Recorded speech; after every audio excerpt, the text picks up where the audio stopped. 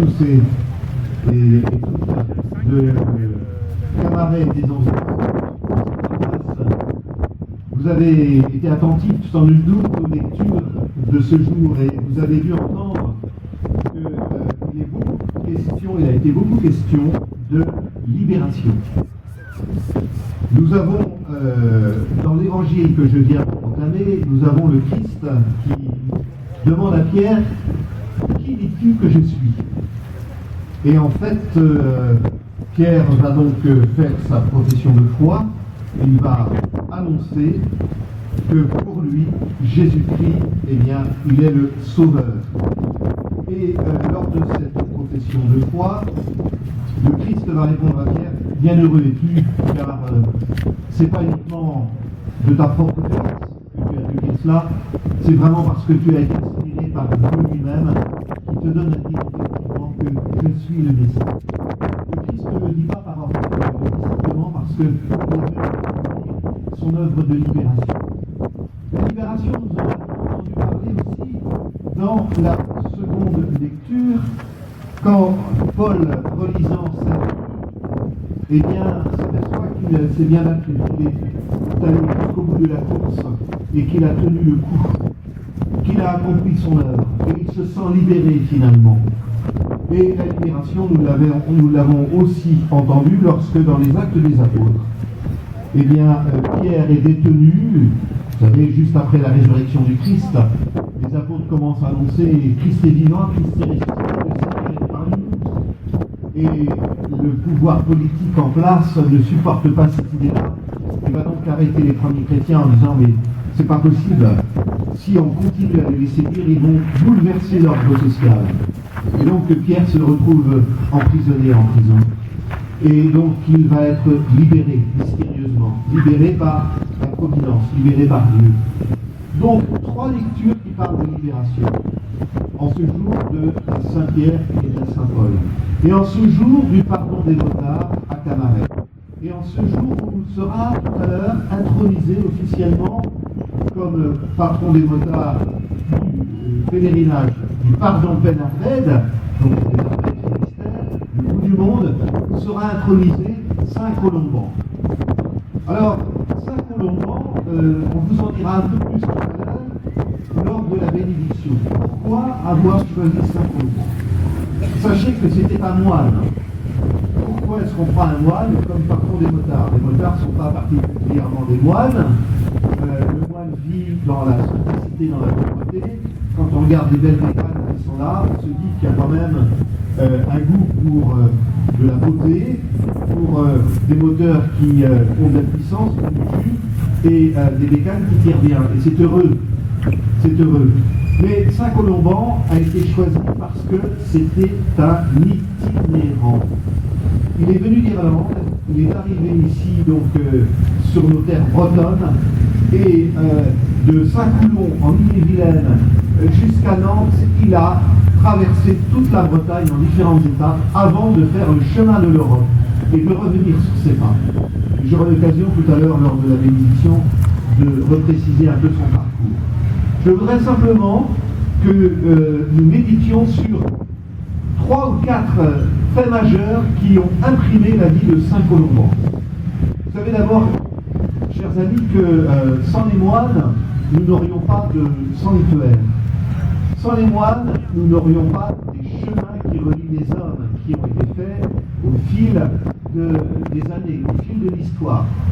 L'arrivée des premiers moines en Armorique, les premiers moines venus d'Irlande, donc en gros c'est au 3e, 4e, 5e siècle, après la première évangélisation, et ces moines vont apporter à la fois une puissance intellectuelle de raisonnement, de spiritualité, et en même temps ils vont avoir souci des hommes. Et ils vont notamment construire des chemins, parce que l'homme emprunte des chemins en marchant, il n'y a pas de mots. Eh bien, ces moines sont venus, ils ont été présents et ils sont partis. Et ce soir, après le pardon, vous pourrez dire, je suis venu, j'ai été présent, plus ou moins, et je repars. Et je repars heureux d'avoir fait cette démarche comme un pèlerin. cette démarche qui m'a permis de prendre du recul en ce jour de pardon. Car le pardon des motards, c'est aussi un don pour les motards. C'est aussi un don de Dieu. Dans le mot pardon, il y a le mot don. Et c'est en fait une journée qui nous est donnée pour réfléchir, pour rendre grâce, pour bénir Dieu pour les bienfaits qu'il nous donne, ce confort merveilleux, cet environnement absolument extraordinaire, le cabaret, et puis en même temps cette présence. Et je suis sûr que nous sommes très très différents les uns des autres. Parmi vous, il y a des gens proches de l'Église, il y a des gens qui ont pris de la distance avec l'Église, il y a des gens pour qui l'Église ne signifie pas grand-chose. Mais nous sommes ensemble. Ce qui nous rassemble, c'est une fraternité. Et cette fraternité, nous pouvons la vivre parce que nous avons un Père commun. Chez les chrétiens, c'est un commun, c'est Dieu qui s'est révélé. Saint Colomban disait, mais ta vie, pour que du mépris du monde, eh bien, tu passes à l'amour des biens du ciel. Alors il ne s'agit pas de mépriser le monde. Nous sommes bien vivants aujourd'hui, en 2014, et nous sommes invités à vivre le temps présent, comme nous le rappelle souvent le pape. Mais nous devons aussi le vivre avec une énergie qui ne vient pas uniquement de nous-mêmes. Cette énergie nous est donnée dans l'amour. Et l'amour de ce qui est beau, de ce qui est vrai, de ce qui est noble. Saint Colomban disait aussi, travaille pour que ta vie présente prépare le repos futur.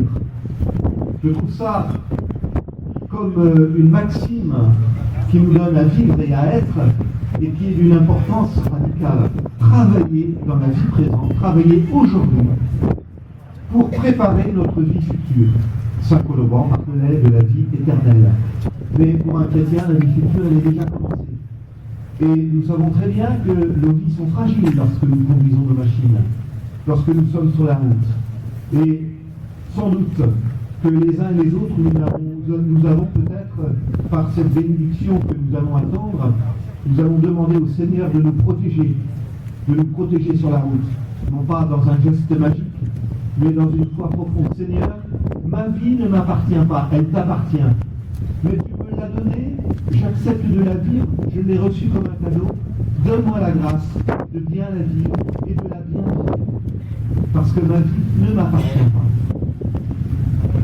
Enfin, Colomban disait, la vie présente n'est que le chemin de la vraie vie. Ah, ça c'est très intéressant. Cela veut dire que lorsque nous prenons du plaisir, lorsque nous sommes sur la route, à chevaucher nos mécaniques, lorsque nous montons sur une moto et que nous faisons quelques kilomètres, ou bien un long périple, nous sentons bien sûr cette union avec le vent, cette union avec l'environnement, ces odeurs qui sont extraordinaires. Et quand un motard prend au printemps, après l'hiver qui a été long, ressort sa moto ou par un jour de soleil, vous sentez toutes les odeurs de la nature qui viennent et qui montent et que nous recevons à plein pot, si je puis dire. Eh bien, nous pouvons rendre grâce pour le Dieu créateur. Mais cette vie nous dit quelque chose de beaucoup plus important, car elle préfigure ce qui sera pour nous le paradis.